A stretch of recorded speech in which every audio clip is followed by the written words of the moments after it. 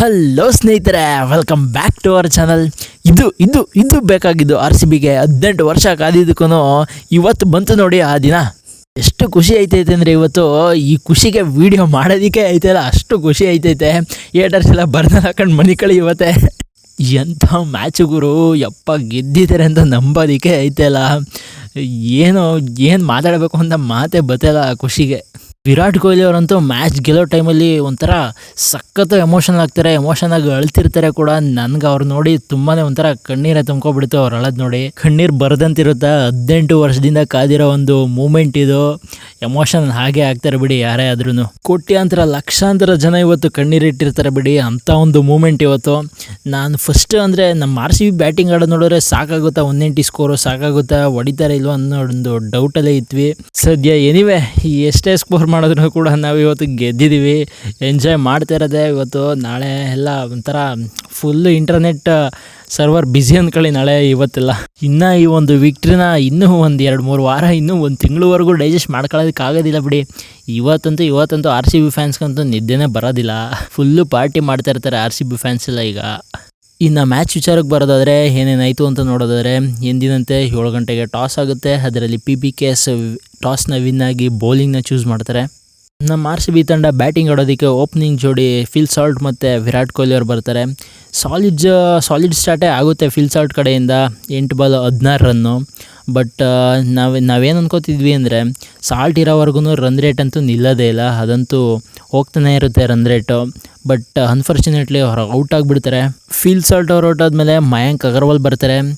ಒಂದೊಳ್ಳೆ ಸ್ಟಾರ್ಟ್ನೇ ಕೊಡ್ತಾರೆ ಮಯಾಂಕ್ ಅಗರ್ವಾಲು, ಒಂದು 6 ಕೂಡ ಹೊಡಿತಾರೆ. ಅದಾದಮೇಲೆ ಚಹಲ್ ಅವರು ಬೌಲಿಂಗ್ ಅಟ್ಯಾಕ್ ಬಂದಾಗ 6 ಹೊಡಿಯೋಕೆ ಹೋಗಿ ಕ್ಯಾಶನ್ನ ಕೊಟ್ಟು ಇವರು ಕೂಡ ಔಟ್ ಆಗ್ತಾರೆ. ಆ ಟೈಮಲ್ಲಿ ಕೊಹ್ಲಿ ಅವರೇನು ಬೌಂಡ್ರಿ ಮತ್ತು ಸಿಕ್ಸರ್ಸ್ಗೆ ನೋಡ್ತಿರಲಿಲ್ಲ ಅವರು, ಆಗ ಸಿಂಗಲ್ಸು ಟೂಸ್ಗೆ ಅವರು ಜಾಸ್ತಿ ಒತ್ತು ಕೊಡ್ತಿದ್ರು. ಮಯಾಂಕ್ ಅಗರ್ವಾಲ್ ಅವರು ಔಟ್ ಆದಮೇಲೆ ರಜತ್ ಪಟಿದಾರ್ ಬರ್ತಾರೆ. ಇವರು ಕೂಡ 2 6 ಮತ್ತು 1 ಬೌಂಡ್ರಿನ ಹೊಡಿತಾರೆ. ಅದಾದಮೇಲೆ ಇವ್ರು ಸೆಟ್ ಆಗ್ತಿದ್ದಾರೆ ಆ ಪಿಚ್ಗೆ ಅನ್ನೋ ಟೈಮಲ್ಲಿ LBW ಮಾಡೋದ್ರ ಮೂಲಕ ಇವರು ಕೂಡ ಔಟ್ ಆಗ್ತಾರೆ. ರಜತ್ ಪಟಿದಾರ್ ಅವರು ಔಟ್ ಆದಮೇಲೆ ಲೈಮ್ ಲಿವಿಂಗ್ಸ್ಟನ್ ಬರ್ತಾರೆ. ಅವರು ಕೂಡ 2 ಸಿಕ್ಸರ್ ಹೊಡೆದ್ಬಿಟ್ಟು 15 ಬಾಲ್ಗೆ 25 ರನ್ನ ಹೊಡಿತಾರೆ. ಅವರು ಕೂಡ LBW ಆಗಿ ಔಟ್ ಆಗ್ತಾರೆ. ಲಿವಿಂಗ್ಸ್ಟನ್ ಔಟ್ ಆದಮೇಲೆ ಜಿತೇಶ್ ಶರ್ಮಾ ಸ್ಕ್ರೀಸಿಗೆ ಬರ್ತಾರೆ. ಇವರು ಬರ್ತಿದ್ದಂಗೆ ಶುರು ಹಚ್ಕೋತಾರೆ ಬೌಂಡ್ರಿ ಸಿಕ್ಸಸ್ ಬಾರಿಸೋದಕ್ಕೆ. 2 ಬೌಂಡ್ರಿ ಹಾಗೂ 2 ಸಿಕ್ಸಸ್ನ ಬಾರಿಸ್ತಾರೆ. ಇವರು 10 ಬಾಲ್ಗೆ 24 ರನ್ನ ಮಾಡ್ತಾರೆ. ಈ ಮ್ಯಾಚಲ್ಲಿ ಇವ್ರಿಗೆ super striker of the match award ಸಿಕ್ಕಿದ್ದು. ವೈಶಾಖ್ ಬೌಲಿಂಗ್ಗೆ ಜಿತೇಶ್ ಶರ್ಮಾ ಅವರು ಬೋಲ್ಡ್ ಆಗ್ತಾರೆ. ಜಿತೇಶ್ ಶರ್ಮಾ ಔಟ್ ಆದಮೇಲೆ ರೊಮಾರಿ ಶೆಫರ್ಡ್ ಸ್ಕ್ರೀಸಿಗೆ ಬರ್ತಾರೆ. ಇವ್ರ ಕಡೆಯಿಂದ ಸಾಕಷ್ಟು ಎಕ್ಸ್ಪೆಕ್ಟೇಷನ್ ಇತ್ತು ನಮಗೆ, ಅಂದರೆ ನಮಗೆ ತಂಡಕ್ಕೆ ರನ್ ಸ್ಕೋರ್ ಮಾಡಿಕೊಡ್ತಾರೆ ಅಂತ. ಬಟ್ ಆ ಥರ ಏನೂ ಮಾಡಲಿಲ್ಲ, ಇಂಪ್ಯಾಕ್ಟ್ ಏನೂ ಮಾಡಲಿಲ್ಲ ಅಷ್ಟೊಂದು. ಒಂದು ಸಿಕ್ಸರು ಮತ್ತು 1 ಬೌಂಡ್ರಿ ಹೊಡಿತಾರೆ ಅಷ್ಟೇ. 9 ಬಾಲ್ಗೆ 17 ರನ್ನ ಬಾರಿಸ್ತಾರೆ. ಅದಾದಮೇಲೆ ಕೃಣಾಲ್ ಪಾಂಡೆ ಬರ್ತಾರೆ. ಬ್ಯಾಟಿಂಗಲ್ಲಿ ಏನೂ ಇಂಪ್ಯಾಕ್ಟ್ ಮಾಡಿಲ್ಲ, ಬಟ್ ಬೌಲಿಂಗಲ್ಲಂತೂ ಸಖತ್ ಇಂಪ್ಯಾಕ್ಟ್ ಮಾಡಿದ್ದು. Man of the match award ಅದು ಫೈನಲ್ಸಲ್ಲಿ ಇವ್ರಿಗೆ ಸಿಕ್ಕಿದೆ. ಅವರಾದಮೇಲೆ ಭುವನೇಶ್ವರ್ ಕುಮಾರ್ 2 ಬಾಲ್ಗೆ 1 ರನ್ನು. ಅದಾದಮೇಲೆ SDL 1 ಬಾಲ್ಗೆ 1 ರನ್ನು. ಫಸ್ಟ್ ಇನ್ನಿಂಗ್ಸಲ್ಲಿ ನಮ್ಮ ಆರ್ ಸಿ ಬಿ ತಂಡದ ಸ್ಕೋರು 190 ಸ್ಕೋರ್ ಆಗಿತ್ತು, 9 ವಿಕೆಟ್ ಕಳ್ಕೊಂಡು. ಫಸ್ಟ್ ಇನ್ನಿಂಗ್ಸ್ ಮುಗ್ದಾದ್ಮೇಲೆ ಎಲ್ಲರೂ ಆರ್ ಸಿ ಬಿ ಫ್ಯಾನಲ್ಲಿ ಓಡ್ತಿರೋದು ಒಂದೇ, 190 ಸಾಕಾಗುತ್ತಾ, ಇದು ಚೇಸ್ ಮಾಡಿಬಿಡ್ತಾರೆ ಹೇಗೆ. ಪಂಜಾಬ್ ಅವ್ರು ಬೇರೆ ಲಾಸ್ಟ್ ಮ್ಯಾಚು ಮುಂಬೈ ಮೇಲಾಡಿ 204ನ ಚೇಸ್ ಮಾಡಿ ಬರ್ತಿದ್ದಾರೆ, ಇದು ಸಾಕಾಗುತ್ತಾ 190 ಅಂತ ಒಂದು ಡೌಟಲ್ಲೇ ಇದ್ವಿ. ಫಸ್ಟ್ ಇನ್ನಿಂಗ್ಸ್ ಬ್ರೇಕ್ ಆದಮೇಲೆ ಪಂಜಾಬ್ ಅವರು ಬ್ಯಾಟಿಂಗ್ ಬರ್ತಾರೆ. ಓಪನಿಂಗ್ ಜೋಡಿಯಾಗಿ ಪ್ರಭ್ ಸಿಮ್ರನ್ ಮತ್ತು ಪ್ರಿಯಾಂಶಾರಿಯಾ ಬರ್ತಾರೆ. ಬರ್ತಿದ್ದಂಗೆ ಫಸ್ಟ್ ಬಾಲೇ 4 ಹೊಡ್ಬಿಡ್ತಾರೆ ಪ್ರಿಯಾಂಶಾರಿಯಾ. ಇದೇನಪ್ಪ, ನಮ್ಗೆ ಬೇರೆ ತಲೆ ಕೆಟ್ಟೋಯ್ತು, ಇದೇನಪ್ಪ ಫಸ್ಟ್ ಬಾಲೇ 4 ಹೊಡೆದ್ಬಿಟ್ರಲ್ಲ, ಹೇಗೆ ಇದು ಕತೆ ಅಂತ.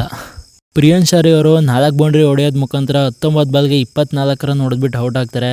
ಅದಾದಮೇಲೆ ಪ್ರಭ್ ಸಿಮ್ರನ್ ಅವರು ಕೂಡ ಸ್ವಲ್ಪ ಸ್ಟ್ರಗಲ್ ಮಾಡ್ತಾ ಇರ್ತಾರೆ. ಅವರು ಕೂಡ 2 ಸಿಕ್ಸರ್ ಹೊಡೆದ್ಬಿಟ್ಟು 22 ಬಾಲ್ಗೆ 26 ರನ್ ಹೊಡೆದ್ಬಿಟ್ಟು ಔಟ್ ಆಗ್ತಾರೆ. ಅದಾದಮೇಲೆ ಜೋಶ್ ಇಂಗ್ಲೀಷ್ ಬರ್ತಾರೆ.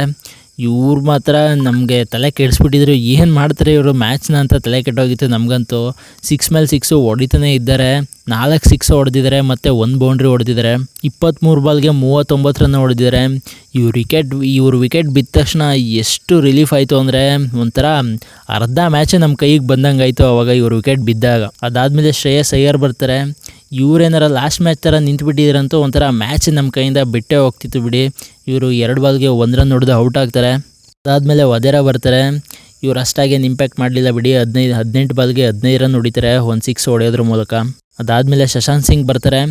ಈಗ ಆರ್ ಸಿ ಬಿ ಬ್ಯಾಟರ್ಸು ಮತ್ತು ಪಂಜಾಬ್ ಬ್ಯಾಟರ್ಸ್ ಎಲ್ಲರಿಗೂ ಕಂಪೇರ್ ಮಾಡಿದ್ರೆ ಇವ್ರದ್ದೇ ಹೈಯೆಸ್ಟ್ ರನ್ನು, 33 ಬಾಲ್ಗೆ 60 ರನ್ ಬಾರಿಸಿದ್ದಾರೆ. ಒಂಥರ ಒಳ್ಳೆ ಕಾಂಟ್ರಿಬ್ಯೂಷನ್ ಅಂತಲೇ ಹೇಳ್ತೀನಿ. ಲಾಸ್ಟ್ ಓವರು ಚೆನ್ನಾಗಿ 4 ಸಿಕ್ಸ್ ಹೊಡೆದಿದ್ದು ಗೊತ್ತೇ ಆಗಿಲ್ಲ ನಮಗೆ 4 ಸಿಕ್ಸ್ ಹೊಡೆದಿದ್ದಾರೆ ಅಂತ. ಆ ಒಂದು ವಿನ್ನಿಂಗ್ ಮೂಮೆಂಟಲ್ಲಿ ನಮಗೇನು ಅಬ್ಸರ್ವೇ ಮಾಡ್ತಿರಲ್ಲ ಇವ್ರೇನು ಮಾಡ್ತಿದ್ದಾರೆ, ಎಷ್ಟು ಸಿಕ್ಸ್ ಹೊಡಿತಿದ್ದಾರೆ ಅಂತ. RCB ವಿನ್ನಿಂಗ್ ಮೂಮೆಂಟಲ್ಲಂತೂ ಮಾತ್ರ ಕೊಹ್ಲಿ ಸಖತ್ತು ಎಮೋಷನಲ್ ಆಗಿರ್ತಾರೆ, ಅಳ್ತಾ ಇರ್ತಾರೆ ಕೂಡ. ಅವ್ರು ಅಳ್ತಾ ಇರೋದು ನೋಡಿ RCB ಕೋಟ್ಯಾಂತರ RCB ಫ್ಯಾನ್ಸ್ ಕೂಡ ಕಣ್ಣೀರು ಬಂದಿರುತ್ತೆ. ಈ ವಿಕ್ಟ್ರಿ ಅಂತೂ RCB ಫ್ಯಾನ್ಸ್ ಇನ್ನೂ 1 ತಿಂಗಳಂತೂ ಸೆಲೆಬ್ರೇಷನ್ ನಿಲ್ಸೋದೇ ಇಲ್ಲ ಬಿಡಿ. ಹೇಟರ್ಸ್ ಯಾರ್ಯಾರೆಲ್ಲ ಕಪ್ಪಿಲ್ಲ ಅಂತಿದ್ರು, ನೋಡ್ರಪ್ಪ ನಮ್ಮ ಹತ್ರನೂ ಕಪ್ಪೈತೆ ಅಂತ ಹೇಳ್ಕೊಂಡು ತಿರ್ಗಾಡ್ಬೋದು ಈಗ. ಮತ್ತು ಇನ್ನೇನಿಲ್ಲ, ತುಂಬಾ ಖುಷಿ ಆಗ್ತಿದೆ.